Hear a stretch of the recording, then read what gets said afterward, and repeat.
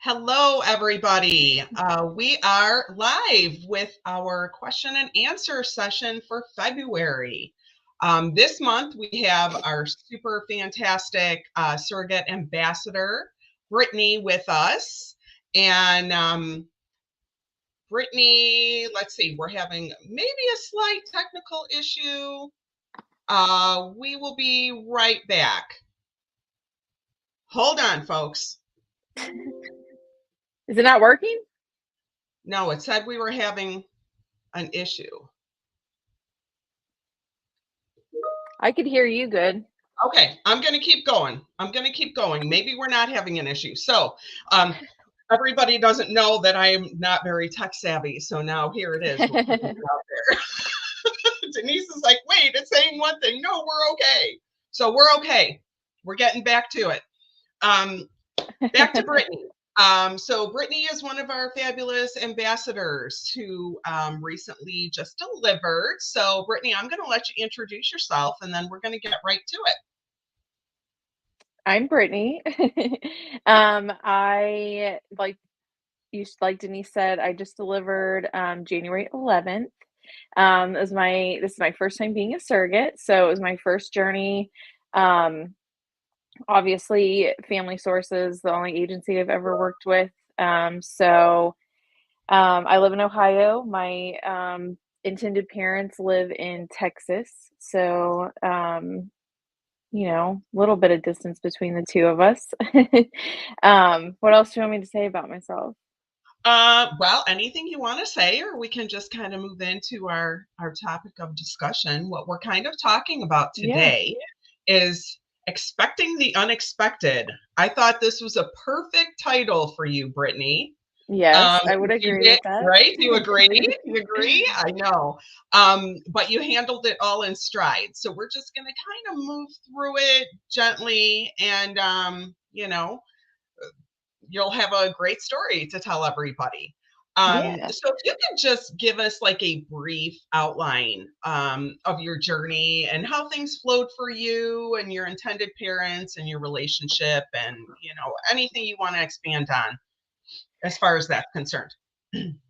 Well, I guess I can just kind of start from the beginning. I signed up obviously with Family Source. This was the first my first journey.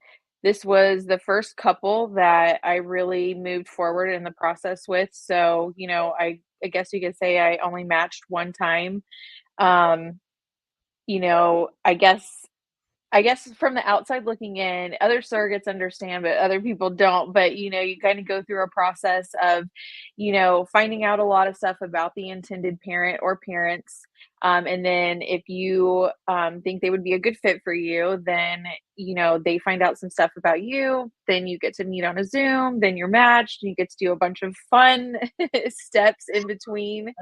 Um, I will always say that surrogacy taught me probably the most patience out of anything else in my life. Indeed. Yes. But I will say it had the most rewarding outcome of pretty much anything else I've ever done in my life, also. So it's No definitely doubt. worth it.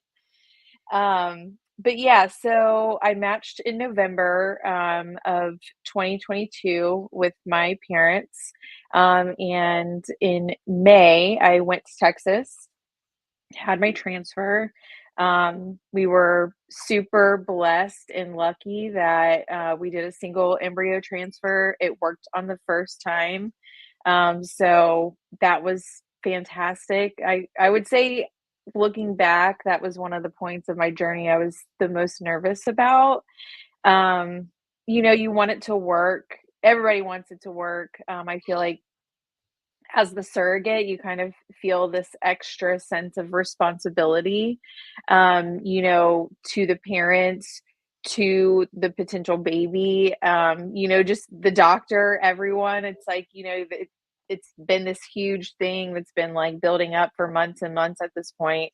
Sometimes for some people, a year longer, depending on how long the process takes. And you go in there and it's just you, and you're like, all right, please, like, work with me. I'm like talking to my Everybody's body. counting on you, right? Yeah. Everybody's counting on you I to make remember sure going you to do bed it. that night, like talking to my body. I'm like, all right, we're gonna go in tomorrow and we're gonna take this embryo in and we're gonna give it a nice little home and he's gonna be super excited and we're gonna get pregnant. It's gonna be great, you know? And like I said, I was lucky enough. I consider that a huge blessing to have it work the first time, you know, because with the support group that I've built of other surrogates with Family Source, it's like you do see those instances where something unexpected happens sooner rather than later, you know, like it did for me.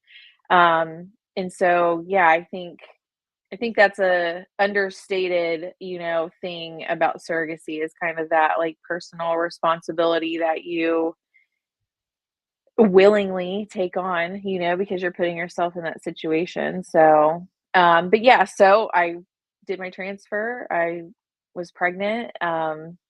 Your pep talk worked. Yeah, my pep talk worked. I don't know if it was that or the French fries, one or the other. Or both. Fun story when I said something about going, my intended parents, mom and dad, drove me to my transfer. So they picked me up from my hotel and drove me to the doctor for my transfer. They were there with me. So that was, you know, really nice. And after we left, I said, okay, so now we have to eat McDonald's French fries. Like, it's just what we do. Like, we got to go get them. And they had never had McDonald's French fries before. What? Mm-mm. Wow. I was mind blown. I was I've like, I'm never met even, anybody that yeah. had. So we order them, and me and the mom are in the back, and the dad's driving, and we order the fries, and he's like, you know what, we better just get one for everybody. So then we get the fries, and he's like, yeah, one for everybody was a good call.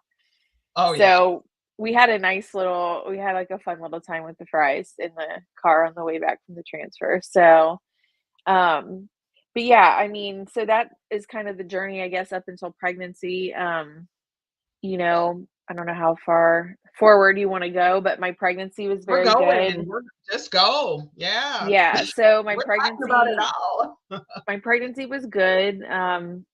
You know, I didn't do a lot on social media as far as videos and stuff go. I do the ones for the agency, you know, but on mine, I would do little updates of just like my bump picture when we would do bump day in the group. You know, I would always post it on my social media too, because it is kind of something that,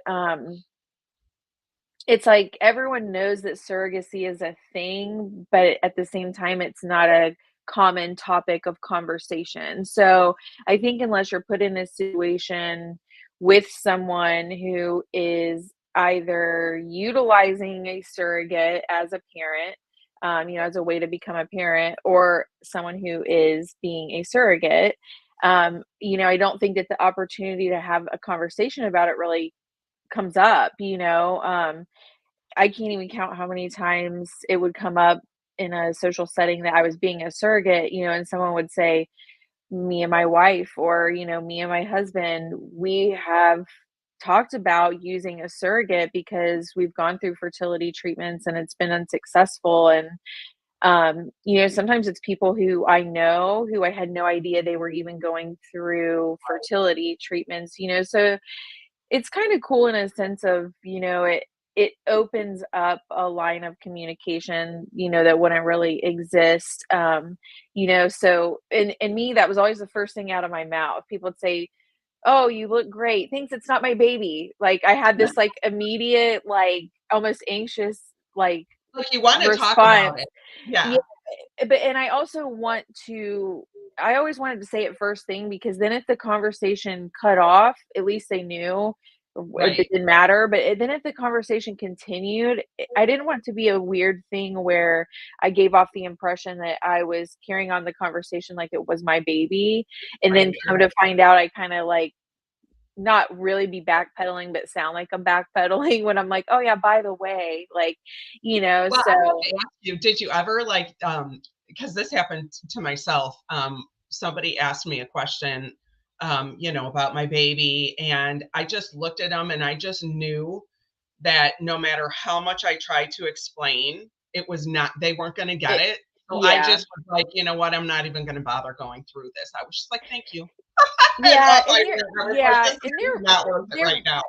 yeah, absolutely, and there were definitely times where it even if I didn't feel like talking, or, Right. I Right. didn't have the time, or like you said, you can kind of sense that the conversation isn't going to be productive in any way. And like you said, and then there were times where I got into conversations with people who, have differing opinions, and a lot of people, think like, oh, how could someone be against something like surrogacy? And it's like, the same way that two opposing sides of anything disagree, you're always going to think that the side that you're on is the right side. And but like for me with surrogacy, like if I would get into a conversation that would kind of take that direction, I have no problem defending it and, giving my reasons why. And I don't require that validation from anyone else. So, Right. it's like it's my body. And if that's what I want to do, I mean, if it was up to me, I would have been a surrogate. I would go back and be like, do it now. And I would have done it as many times as I possibly can. And I think that's kind of the difference too between someone who's always wanted to be a surrogate and someone who, like me, saying, "Oh, you should be a surrogate," and somebody kinda going, "Well, I guess I could," like, Right. and like, for me, like, I had my son, he was a surprise, and I was 19, so, I was young, I had no idea what was going on, I looked great, whatever, and I was like, "Oh," that was easy, and it was, like, my son, I was really sick in the beginning, but other than that, everything was great. I didn't ever have anything throughout my pregnancy with him. I had like one ultrasound. I went over with him and had a pretty hard labor, but pregnancy wise, it was good. And after that, I was like, it's like 20-year-old me. Back then, it was a lot harder to find surrogacy places because that would have been 18 years ago. Yeah. Yeah. So, because because he'll be 19 later this year. So that it's been that long ago, but I got a hold of a place and they're like, "Oh, you're too young," which looking back on it, it's like, yeah, a 20-year-old doesn't need, I do feel like that Right. is kind of a young age to not to do it, but to kind of like actually take in like every aspect of being a surrogate and understand the actual, like, risk that you're taking because you are, and Right. it's a major thing to carry a baby and to give birth, to have a C-section, all the things that are involved with having a baby, like, they're pretty serious, And I don't know and about you, but, like, I am a totally different person now absolutely. than I was when I was 20 years old. Yeah, I mean, I absolutely. look back at some of the things I did, we're not gonna go into that, but and I was like, "Wow, that was so stupid." Like, that was just Uh-huh. like, I just did things impulsively, and you say things that you don't mean, and you just are, it's just not the same. Like, life teaches Mhm. you a lot of really important things along the way, and, I think it really helps form who you are and your ideas and opinions and things like that. Not to say that year olds or 21-year-olds aren't more mature than I was. I'm sure they are. Especially Right, especially if you're a mother, that right. changes you right then and there. But yes, I agree. 19, maybe no. 21, 22, 23. Yeah, I could see that. Yeah. Yeah.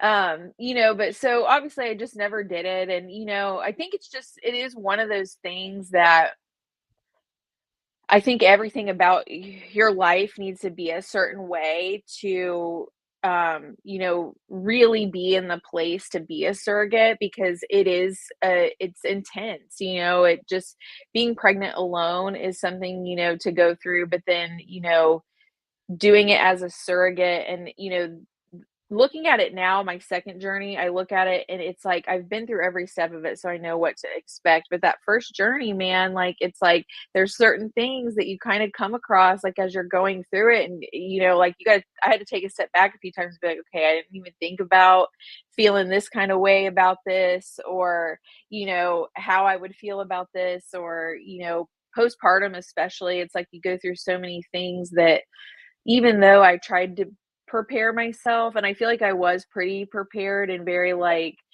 aware of the possibilities of where I could be emotionally and mentally. And, because you can say, like, I'm not going to miss the baby. I'm not, this, I'm ready for this, I'm ready for that.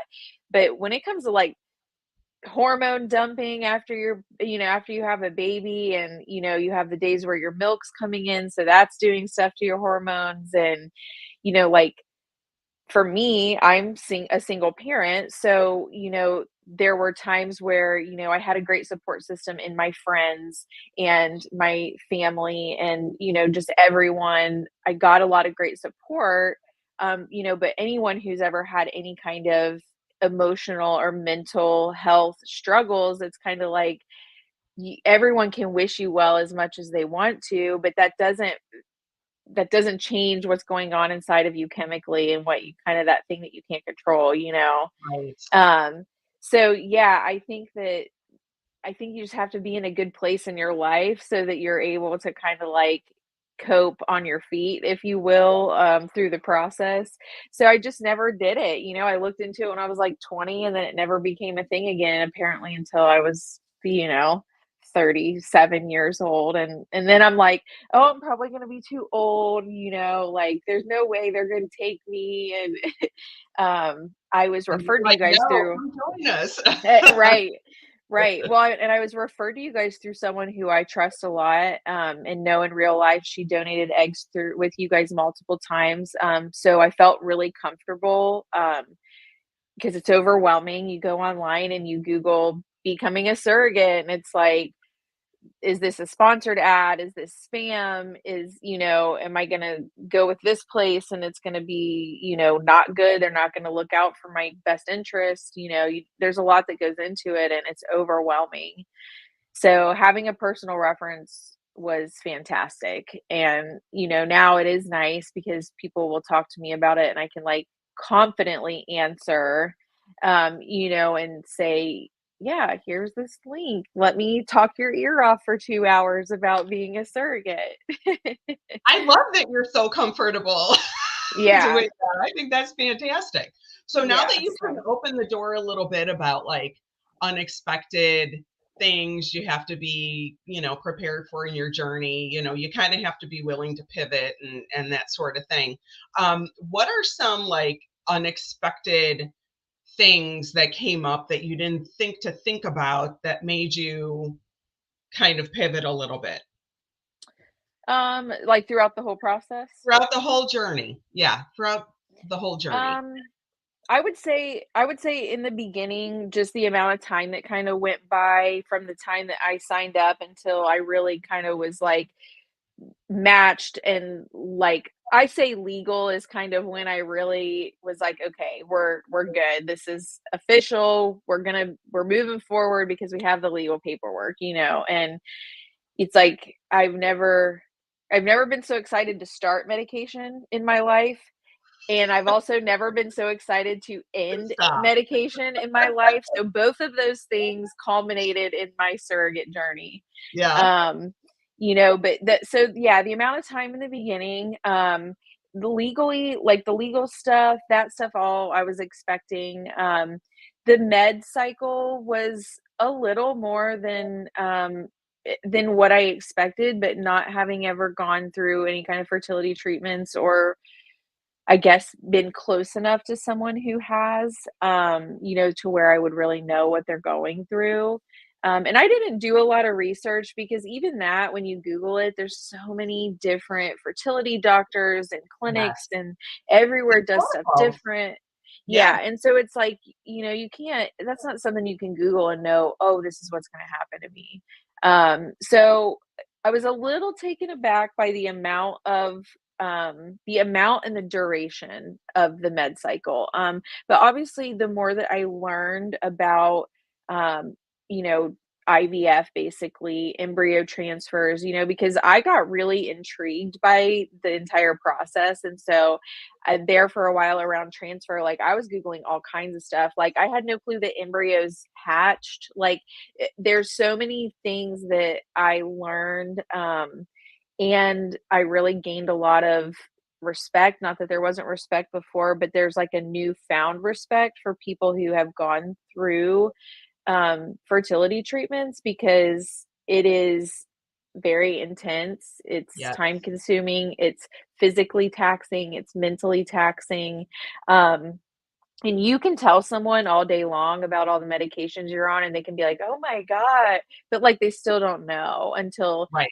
because it's like, I did a PIO injection every day, a suppository every day, I wore an estrogen patch, I took an estrogen pill. It's like, you can't even there's no you look at that and you're like, "I'm doing what?" Right. But then 7, 8 weeks later, you're like, "All right, here we go, And here's right? Yes, here's my and then nightly." sometimes I feel like, you get a bottle and it has, like, 5 pills in it, and it's like, "Okay, Uh-huh, this you take, 4 days before your transfer," and then all of a sudden you take it, it's done, "Oh, I got rid of that bottle." It's like you just uh-huh, like, it just becomes so second nature that you don't even yep, think twice about it anymore.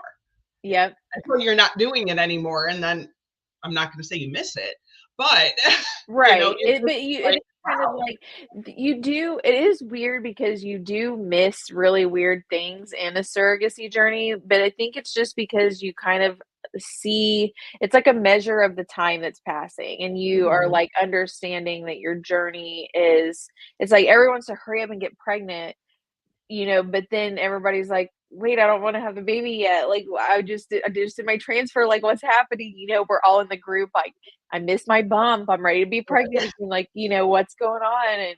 And, so it's kind of funny because my journey from sign up to birth is, like, I wanna say 19 months, 20 months, and to me, it felt long, but, hindsight looking back on it, it's kinda like, I feel like 20 months to do what was done, finding 2 groups of people who work well together, are compatible, getting approved physically, agreeing legally, having the transfer work, bringing a life into the world. It 20 months doesn't seem like isn't that that long long. of an amount of time, right? Once you start Right. thinking of all the different steps and everything, then it's Especially like when 9 months not of it is a abnormal. pregnancy. Right. And 9 months of it's a pregnancy. So when you look at the rest of the process, you're really not even looking at a year's worth of time, like, I've waited that long to have a couch delivered, like Oh my god, that's so true. so it's like, okay, like, maybe it's not that long. Yep. Um, but yeah, so that the med cycle part of it, the transfer, I wasn't taken I wasn't it wasn't unexpected, but like I said, I learned a lot. It's a very, interesting process. I think that I tried to share a lot about the beginning process. I was mind blown when I went to the fertility clinic here for my monitoring appointment at 5 weeks and we could see the baby's heartbeat. Because in a typical pregnancy, 5 weeks, like, some of us didn't even know. Like, Right, right. some of us are It's still like, amazing. "Ooh, why And don't I all that feel good?" knowledge is just like it's cool knowledge to have. Yeah. It's almost like you feel like like a little secret that you wanna tell everybody, like, "Oh my god, this is so cool, like, everybody needs to know how this all works." Right. Well, and people are super intrigued by it too because, like, if I get into that part of it and start talking about it, I mean, people will just be like, they wanna know the whole process, and like I said, I learned a lot in that, process. When I went back for the transfer, it was nothing like I expected. Again, I didn't Google, like, I think even if you Googled it and read through it, it wouldn't be anything like you're expecting. I don't know what I was expecting. I know when I went to get, um, approved by the fertility clinic in Texas the first time, and they did kind of like a lot of procedures to me, and some of them were uncomfortable, but I understand why they did them. And I will say my clinic, the couples clinic, I guess, but also mine, they were very thorough, which was frustrating to me during the process, but I look back and, I have to accredit the success of the first time transfer somewhat to them being very disciplined and very, stringent on the way that they, wanted my body to look before they were willing to, Right. take that risk, because at the And they end of the do that day, all for a reason, for a very good yeah, reason. and it's They like, want it to be successful too. yeah, and just knowing, it's like my situation, there were 3 embryos, so it's like you look at that, and how many things does it take you more than 3 tries to get it right? A lot.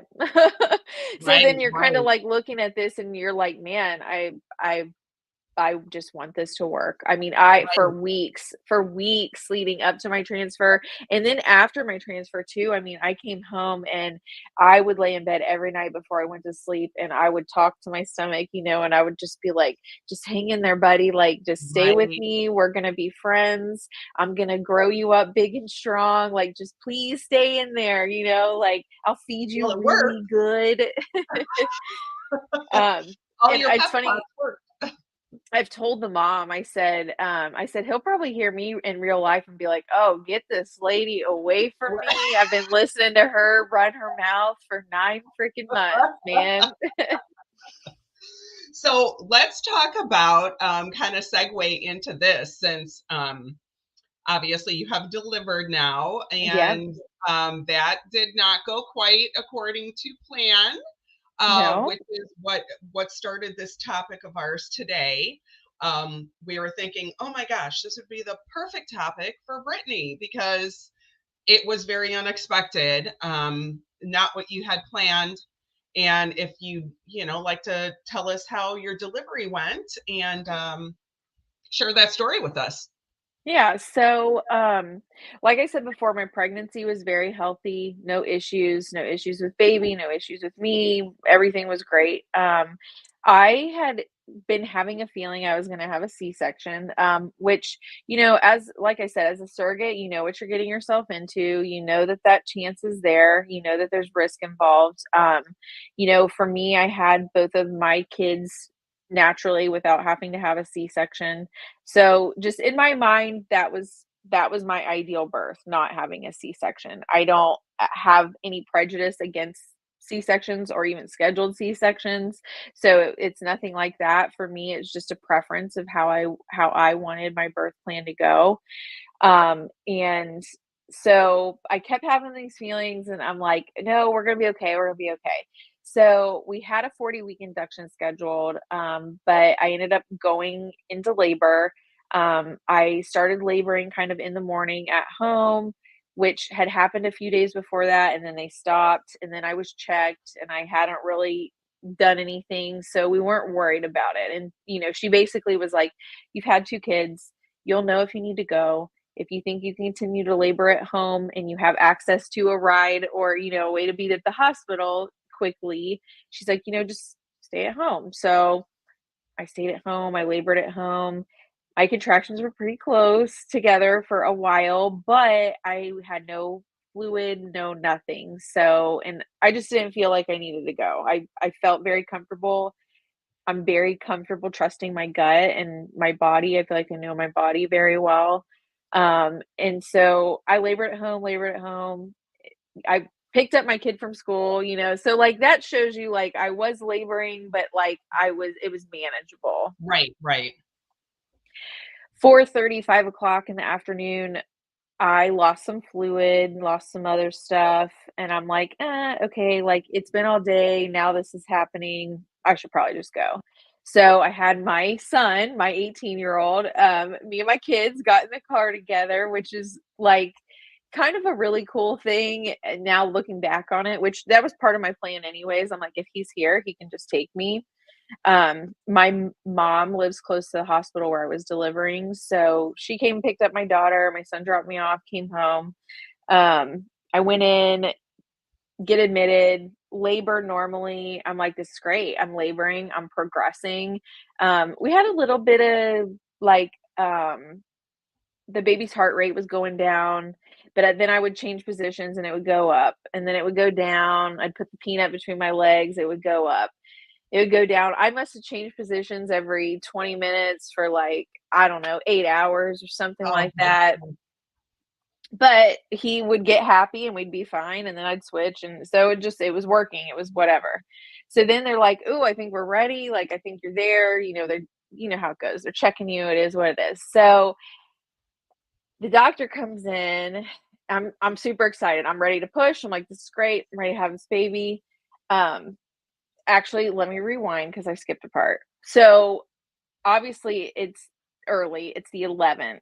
The parents travel for work. Without saying too much, they travel for work. So they're not currently where they normally live. Where they normally live has great access to a big international airport that they could fly here any time of day, any day of the week on no notice. So they're traveling for work. Um, they are an hour and a half from the closest airport that is not big and does not have any flights to Ohio. So, Not ideal. yeah. And so as I get admitted is kind of around the time they're finding out that they're not going to make it.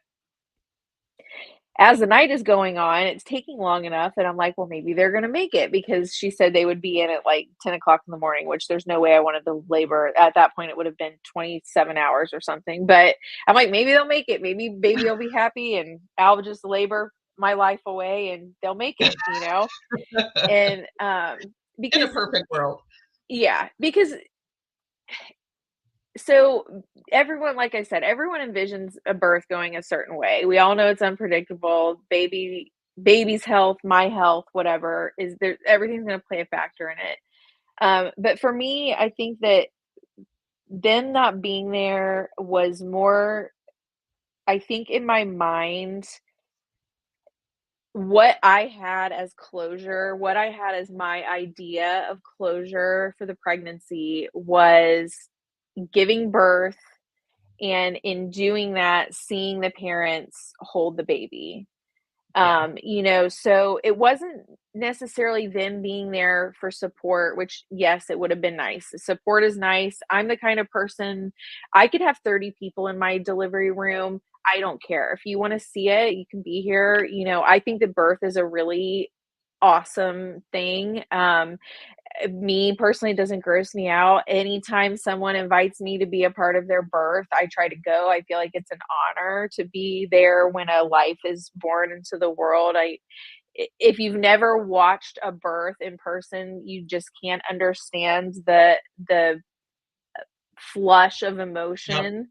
It's It's like the energy amazing. that goes through the Yeah, room is it just really is. crazy. You And can't so duplicate it. You can't yeah. duplicate it with anything else. No, absolutely not. Yeah. So it wasn't a support thing. It was just that was my closure, was seeing the people who I had built a relationship with, because we're friends. We get along great. We agree on a lot of things. We plan to stay in contact.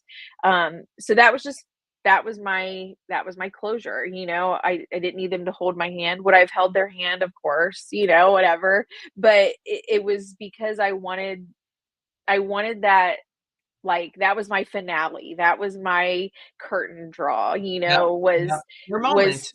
yeah, was Mhm. giving birth and seeing that him being held by them. So okay, so now that I went back and said that they aren't going to be there, fast forward back to me getting ready to push, and the doctor comes in. I push a few times, and he's like, "Yeah, so," and I'm like, "Ugh." Ugh. He's like, baby's face up. His heart rate's fine right now. You're good. Let's move you around a little bit. So I was kind of like, I got on all fours for a little while. I was doing a few things, like me trying to manipulate him with my body. The doctor was trying to do we did all kind of stuff. You did all the things. Did all the things that could be thinged. Yeah. um and it was kind of one of those things where I'm sure in my head, if I go back, I was kind of like, okay, you've done this before, you know enough about birth, like you've been pushing for too long. Like this is probably not going where you want it to go. And he's down there. I can feel it. Like he's down there, Yeah, he's but ready, but Yeah. Yeah, and I had a fantastic nurse, and she was looking at me and I looked at her and I was just like, "Oh no, this," and the doctor's like, "Well, I really hate to, say this because I know it is not what you want, but we're probably gonna have to take you back and have a C-section." And he's like, "It's not an emergency, but we need," Woo! I know. Right. He's like, "It's not an emergency. You guys are fine, but like we do need to go." And I mean, I had been pushing and I didn't even open my eyes, and I mean, I could just There's, feel tears just yeah. pouring out of my face. I hear my friend like, and then like I open my eyes, I see my nurse. She looks like she's about to cry. And it's just one of those things. Yeah. One, it was a long night, like, this is Right. at 5 a.m. Right. I got admitted at 7. The contraction started at 8 a.m. the morning before, so it Right. was kinda like, when you get to that point and you know that's what's happening, it's like, could we just not have known 20 hours ago? Like, we could have Right. saved all the, or I look at it and I'm like, ideally, if I'm gonna have a C-section, I wish it would've just been scheduled and they could have just been there, So it's like there's the flip side of, okay, so if True. C-section True. is my only choice, then my choice would have been to schedule it, so that they could have been there because even then, they would have at least one of them would have been in the OR with Right. me, Right. one of them would Right. have been there to I still would have had that moment where I saw the baby, handed to one of them to be held. Because we did, a lot of people outside of surrogacy, I don't think understand how in depth the contracts go. But my contract, our birth plan was, that I didn't hold the baby until mom or dad was able to hold the baby. And I 1000% respect that.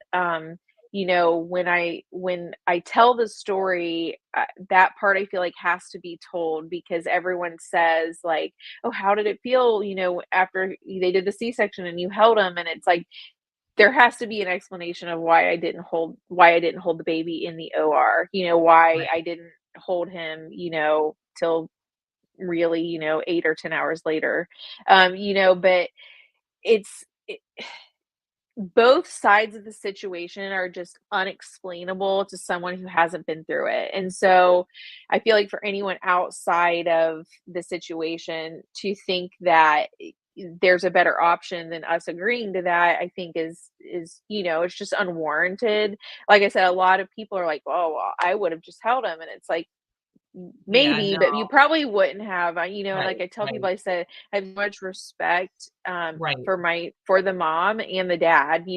I have a closer relationship with the mom, so I tend to talk about her a lot more, and that's not because the dad and I have a bad relationship, just her Right. and I It's did the normal. majority of Yeah. the communication. Totally. But yeah, so we had that agreement, and so that was a very them not being there was unexpected. The C-section was unexpected. And just kind of the emotion that I had when I saw them take the baby out of the room. And it's kind of a hard thing to talk about because, like I said, when you're on the outside, you don't understand. I think when you talk to another surrogate who has been in that situation, they know what you mean. Because I've told people, they'll say, "Do you miss the baby?" And I say, I miss him in the sense of I carried him with me every day for 9 months. I spoke to him. I read to him. He was my purpose. Every day I woke up and yeah, I had responsibilities. I have my kids. I still did all that stuff. I still worked. I still did everything. But in my head, my purpose for that 9 months was to grow that life and grow that baby and, do everything I needed to do to have him be healthy. So it's like, it- you're going to miss that I could carry a baby doll with me for 9 months, Right. and if I put it down, there's gonna be a sense of detachment and, like, missing that habit that you had every day for, 9 months, and so, Right. when he left the room, I was very sad, I just was like, I was sad. I was cold. I was in this operating room. Yeah. I had a couple scary moments during my C-section, so like that was overwhelming and kind of hard. And it is just kind of one of those things, I used to talk about throughout my pregnancy that something else that's unexpected was the feeling of being pregnant, and being alone. And when I say alone, I hate to say that because I have a fantastic family. I have fantastic friends. Like I said, my parents are fantastic. Um, but carrying a baby that is not attached or cared for by someone else the way a partner is when it's two people are having a baby, you have that closeness, you have someone who cares about you in a way that no one else does because that's their baby inside of you. And when you're a surrogate, that's not there, and even I'm sure that even comes out a little with people who are married or who are in serious relationships that have a serious partner. I'm sure there is that feeling a little bit as well because a husband isn't going to connect to a baby that's not his in the same way that he's connecting to a baby that is his. So he'll care for Yep. you because you're his wife and he wants you to be healthy and he wants the baby to be healthy and he cares about the baby, Sure. but not the way that someone cares about a baby when it's their baby, That is And so that was a 100% very true. that was an 100% true. that was an unexpected thing because Mhm. I walked myself through a lot of emotions and a lot of scenarios before my transfer ever happened, thinking, well, how will I feel if this happens? How will I feel if that happens? And as much as I did that, there were still things that came up that I just was like, I never thought about that. And that was one of those things. Kind of like you And could prepare and prepare and prepare, and then something's gonna pop up and, "Oh, darn, I didn't think about that one. I didn't yeah, prepare for that. Now what do I do?" yeah. Right, right. Like, "Oh, they must have talked about that in class when I left and went to the You're right. bathroom because I failed that question on the test." But no, it's one of those things, and you do kinda have to step outside of it for a second and my thing I kept telling myself was, "You're strong enough to do this. You made the decision to do this. Everything about this has worked out. This is what you're meant to be doing right now." And there weren't any days where I felt any kind of emotion that was unmanageable. Um, you know, like I said, the birth went the way that it did in the hospital. So I didn't hold the baby. I get sidetracked really easy. So we'll go back to the birth story. So anyone that watches this will be like, "Oh, really? We didn't notice." Um, I always go back though. I always go back. It's That's okay. okay. Denise is not technical, and And I don't Brittany know is how to the shut up. focus. So That's all. yeah. We're still a good Um, team. yeah, exactly. It works well together. Um, but so I have the C-section. I watched the baby get cleaned off. I did ask the nurse to bring him over. So I had a photographer do my birth. She came to the hospital when I went to the hospital. She didn't leave until after the baby was born. I Wow. had one of my really good friends and my photographer were the people who were there. Obviously, the parents would have been if they could have.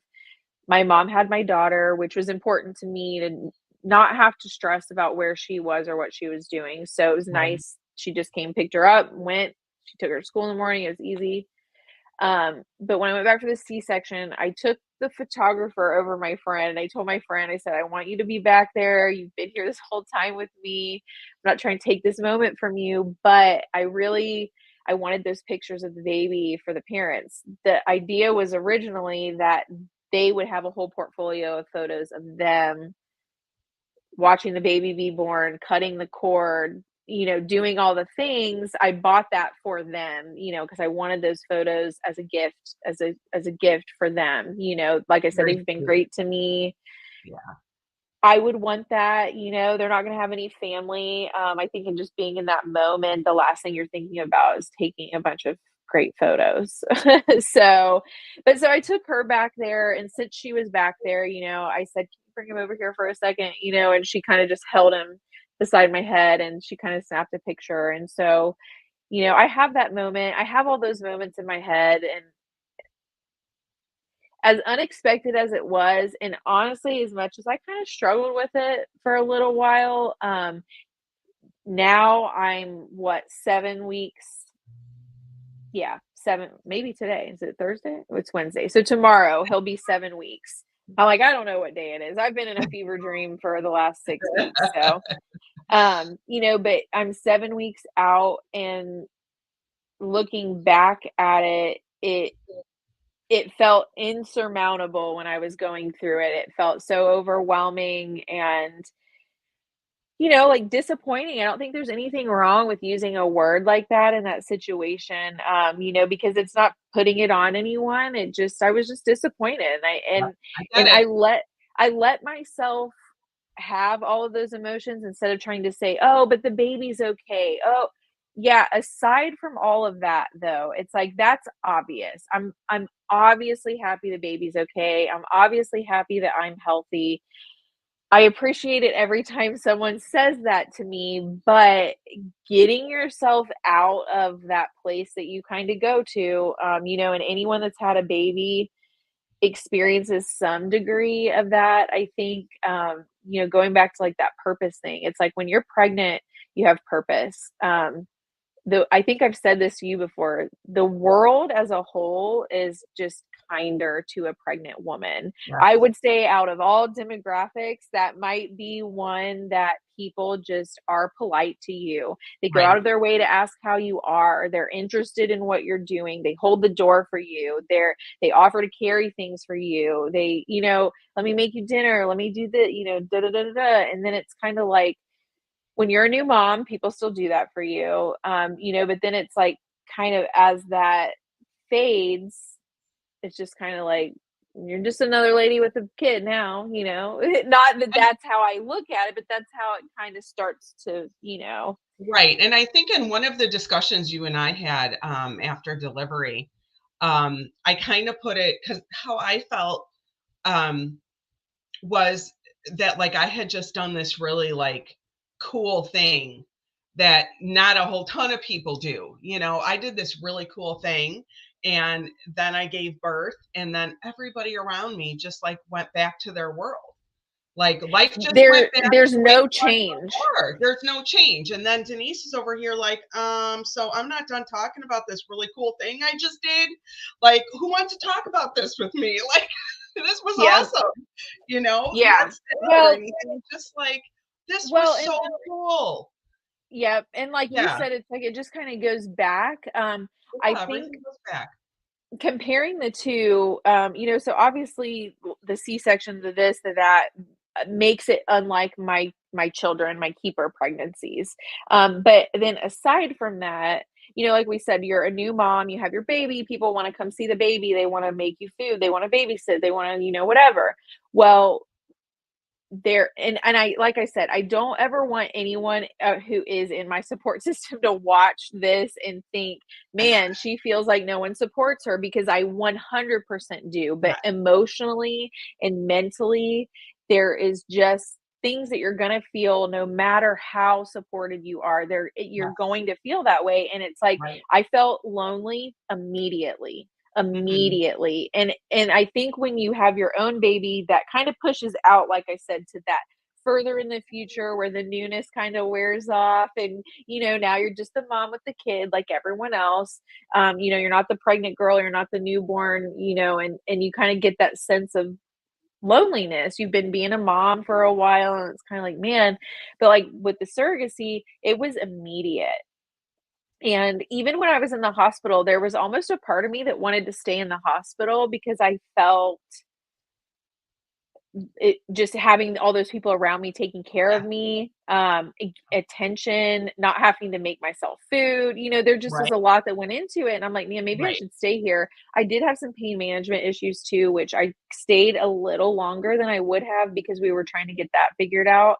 You know, but when that first day I came home, you know, like again, my mom brought me home. She got me all kinds of stuff I needed. I had people cook me food. I love and appreciate everyone who did things for me and who reached out to me verbally, written, whatever it might be, because I was astounded by the amount of support I received, and I will say it definitely, I think, helped me have the self-awareness of what it was, like a constant reassurance of how great of a thing that I did, and it helped me from letting myself get, I think, too far, like, bummed out. I don't know how to say what I'm saying, like, to keep me from, like, sliding too far down that slope Right. of, Right. like, not being in a good place emotionally. Right. The first week was whatever because I was figuring out my pain. I went off my pain medicine. I don't like to sit still, and if I'm on pain medicine and I don't feel it, I'm gonna do stuff. So I went off my pain medicine immediately, and so I dealt with that the first week, but then that second and third week, I was a little sad. I Yeah. was, very up and down. I was crying a lot. I was still taking my kids to school, still doing the stuff I needed to do, but those moments where I was by myself, Yeah. um, And you were the didn't expect moments. it. Yeah, Unexpected. Yeah. yes, Caught you and by surprise. absolutely, because in my mind, I'm like, "I'm good with this. I'm good with giving up the baby. I'm gonna, have the baby, heal, go back to work. It's gonna be a thing. I'm gonna have another one, whatever." Um, but yeah, there were some days where, man, I laid in bed and I cried. I fed myself. I might not feed myself, but my close friends, my mom, again, like, I was posting a little bit on my story, about that side of it because I had shown everyone the look how cute, look how cute this is. Look what I'm Mhm. doing. Everyone had seen that side of it. And I think that it's very important to be transparent about things. And I think that there's times where I read stuff people post and I'm like, dang, I'm not the only one that's like feeling that. I'm not the only person feeling sad, or even a silly little meme that like says, "Oh, you do you ever blah blah blah blah blah," and you read it and you're like, "Oh man, I thought that was just me. Like this is cool." And so I feel I've always been a very transparent and somewhat vulnerable person because I feel like other people find comfort in that vulnerability and they find comfort in being able to relate to someone. And you've seen, like, I post little food videos and I'm always doing something and going somewhere, and people are always just like, how do you, like, I just don't know how you do everything you do. And I'm like, it's a shit show. I show you the cute part. I'm like, I show you the cute part, like it's a shit show, and so that's where I kind of post those funny little things, or like things that some of my friends are like, "Oh, I can't believe you would post that. I'd be so embarrassed." I'm like, "Yeah, but like I don't ever want anyone having this like false sense of who I am and how my life Right. is, because I feel like there's enough of that on social media with influencers and celebrities, and I even do it. I'll look at my house and like, my house is filthy, and then I'm like, no, it's not. It just doesn't look like someone's TikTok where they spent 5 hours rearranging their kitchen and it's spotless and looks like a model Exactly. home. And so that's where I try to be transparent, because it's like, yeah, cool, like you guys told me how cute I was all pregnancy, but like now let me tell you, like, this is kind of messing me up. I'm kind of sad. Like, people would ask me for my birth story, and I'm like, I'm not ready to talk about it. I cry every time I talk about it. I'm not ready. Right. I didn't go out in public for a little while because the first couple times I did, everybody wanted to talk to me, and all I could do was cry. And not there's anything wrong with crying, but it's hard to say, you know what, I don't want to talk about it right now, Right. and Because have then people respect everyone that. assumes it went bad or something bad happened, and that's not the case at all. It's just Well, you and need to I put didn't things into and I didn't perspective want for yourself. people like I didn't want people worrying about me too much. I think Right. because everyone's already worried about me. They're already worried I'm going to miss the baby. I'm going to, get this terrible postpartum depression. I'm going to do this. I'm going to do that. Everyone's already voicing all these concerns to me. And I'm a very independent person anyways. Um, but it didn't have anything to do with not wanting people to do that. I didn't want people making assumptions from what I was saying. I was super emotional. I was feeling very sad. I had emotions I didn't expect, but I was in a very manageable place. I was, giving myself the space, the patience, understanding. We have to give ourselves understanding. Yeah. You have to take a step back and Right. be like, you just had a freaking baby. The Yes. baby is gone. Right. And I think that that's something your body just doesn't subconsciously understand either. I think that there is actually like a a disconnect in like your body and like it not understanding your it's almost like your hormone your that side of you not understanding why there isn't a baby. When my milk came in, I struggled with that. I cried. It was a very emotional thing for me. I nursed both of my kids for a year and a half, almost 2 years. So to go through that process and that was like another reminder, like, oh, there's no baby. And so there it was like for me, there kept being all these things that I felt like the universe was going, there's no baby, there's no baby. Like I was almost feeling like taunted by certain things, but it was just working through it. I would 1000% do it again. I would not say that any of the unexpected things that happened to me are like end all be all, things as far as the C-section goes. It's not a vain thing for me, like we were talking a little before we started, and it's like looking at it now, I didn't look at it the first day. I took my bandage off and I'm like, I'm not looking at it. I don't know. And I'm not a super vain person anyways. And, I'm not wearing string bikinis and like Same.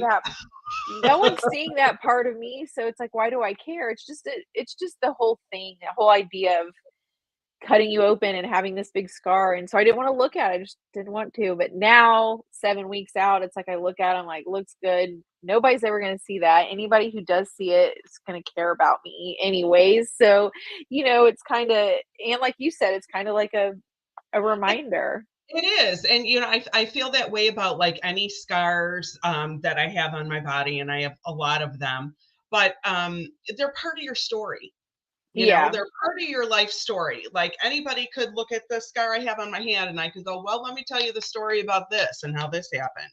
This is a big thing yeah, that happened to me?" So I feel like all of those little things, that we have, and they're all unique for all of us. No two yeah, people are gonna have the same experience. So, it's kind of like it's you earned that. You yeah. earned that scar.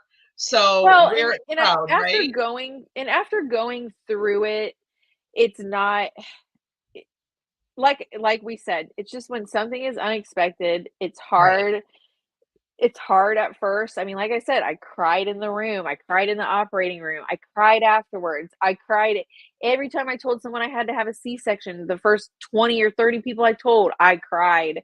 The mom came into the room, which I guess I do wanna say that I didn't hold the baby, but she did bring the baby to me the day he was born. They got in a couple hours after that. They spent their time with him, and they, without me asking, brought the baby to my room.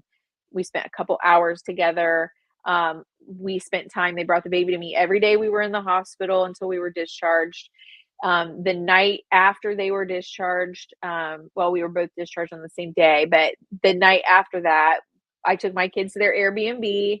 We visited the baby. My kids got to hold the baby. We took a lot of photos together before they went back home. So I just want to add that because, like I said, I don't. I love my intended parents. I could not imagine anything I would change about it. Any way that it could have gone better. And I So do I respect that decision of theirs. I get it.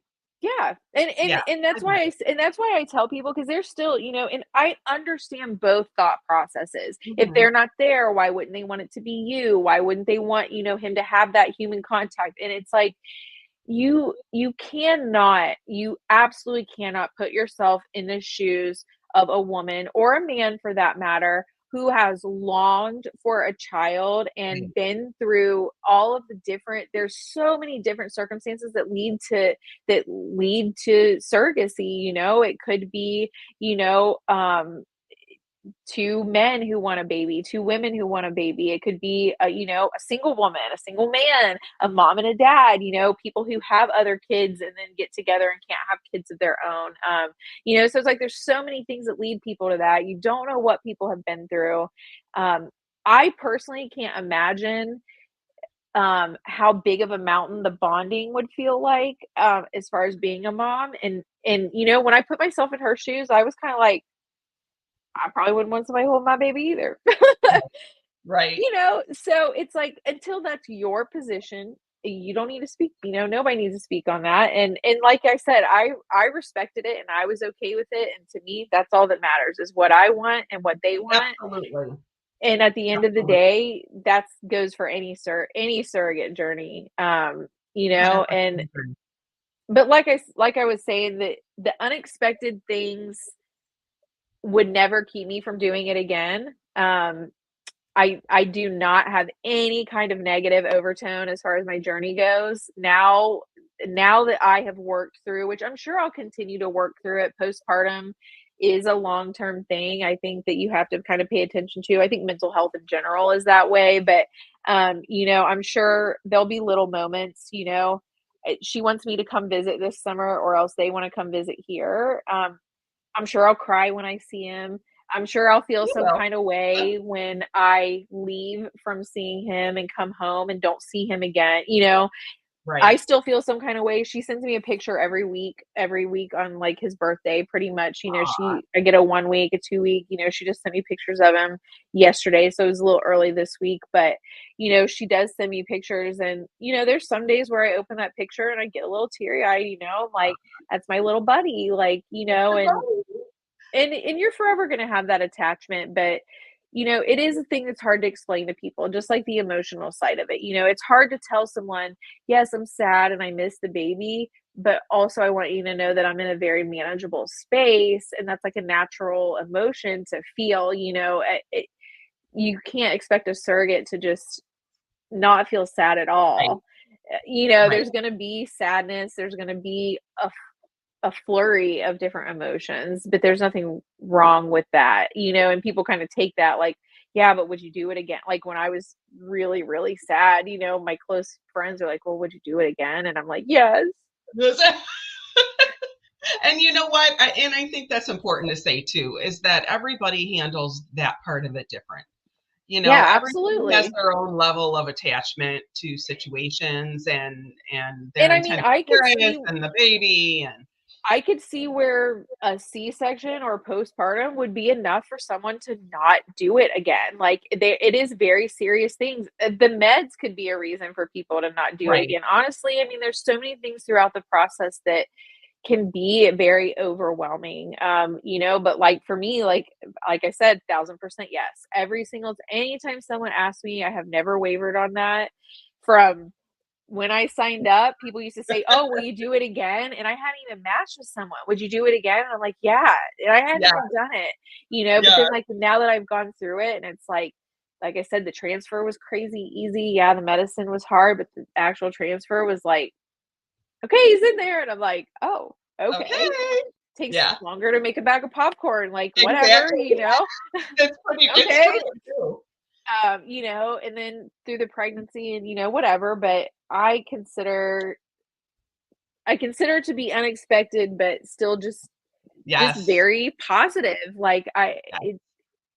it is one of the best things I will ever do in my life. It has made me feel like if I fail at everything else, Yep. I I did succeeded at this. this. I Yes. did this. I created, there's still times where I think about him becoming an adult. Like my daughter, I love Shaquille O'Neal. He's like one of my favorite celebrities.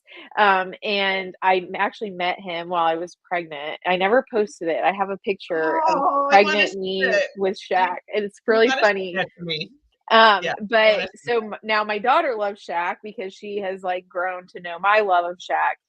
But she made a comment and she was just like, "Man, that's really crazy." She's like, "Imagine if that baby that you grew in your belly like grows up to be somebody like Shaq." She's like, "How cool would that be?" And I'm like, "That's really cool. It would be That's really, really really cool." cool. I'm like, "You No don't even picture, understand."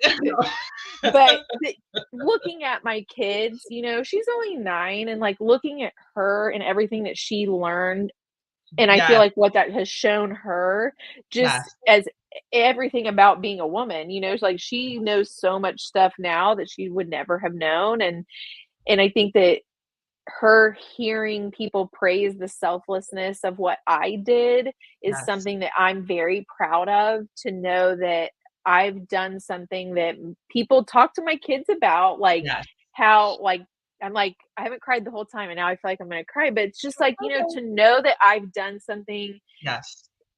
there's just no way to not be proud of doing something like that. There's certain things in your life, yeah, you can invent things, which is cool. You can do this, you can do that, but like for me, have I done stuff I'm proud of? Absolutely. I'm very proud of my kids. I'm very proud of a lot of things that I've done, but that's just like this thing, and like I said, just knowing people speak highly of me to my kids in that regard is just like, that's I'm proud of myself for that. And I feel like as adults, we don't take enough time to like pat yourself on Yeah, the back and say, I'm exactly. proud of myself and I did this.